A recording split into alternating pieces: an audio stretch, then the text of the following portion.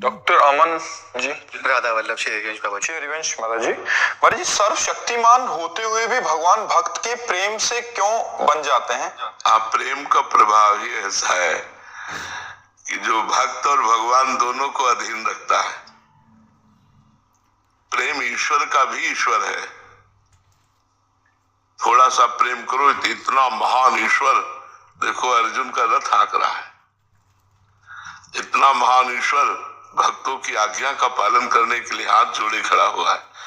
इतना महान ईश्वर देखो बालक बन करके नंद यशोदा के आंगन में खेल रहा है, दशरथ कौशल्या के आंगन में खेल रहा है। ये प्रेम व्यवस्था ही तो है।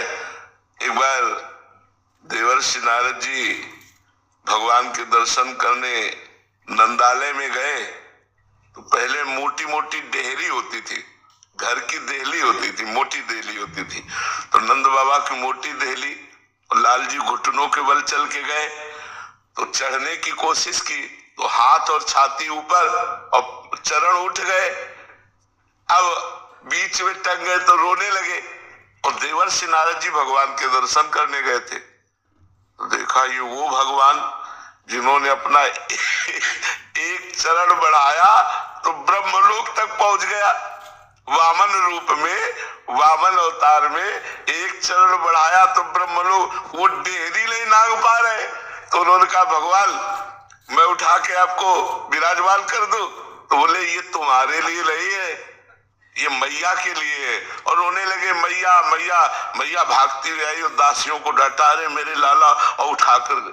ये प्रेम विवश भगवान है, प्रेमाधीन भगवान है। इसीलिए प्रेम भगवान का भी भगवान है। जो प्रेम है वो भगवान का भी भगवान है। अगर प्रेम किसी के भी हृदय में प्रकट हो जाए तो भगवान वही उसकी अधीनता स्वीकार कर। देखो 56 भोग में भगवान ने कभी सराहना नहीं की, लेकिन प्रेम से सबरी मैया के जूठे बेर पाए। सुदामा जी के चावल नहीं तंदुल पाए टूटे हुए। और जो विदुरानी जी है केला फेंक देती थी, छिलका अगर भक्त बावरा है तो भगवान भी परम ज्ञानी होते हुए बावरे ही है। विदुर जी आए, उन्होंने देखा कि विदुरानी तो जो गूदा है वो तो फेंक रही है और छिलका मुंह में उनको होश ही नहीं है। तो विदुर जी ने दबकाया, अरे बावरी ये क्या कर रही है? और जब गूदा पवाने लगे तो कहा चाचा जी अब वो स्वाद नहीं है। जो प्रेम में स्वाद है वो केले में स्वाद। भगवान केला थोड़ी खा रहे, भगवान तो प्रेम पा रहे हैं। प्रेम तो प्रेम एक ऐसा तत्व है जो भगवान को भी अधीन किए हुए है और भक्त को भी अधीन किए हुए है।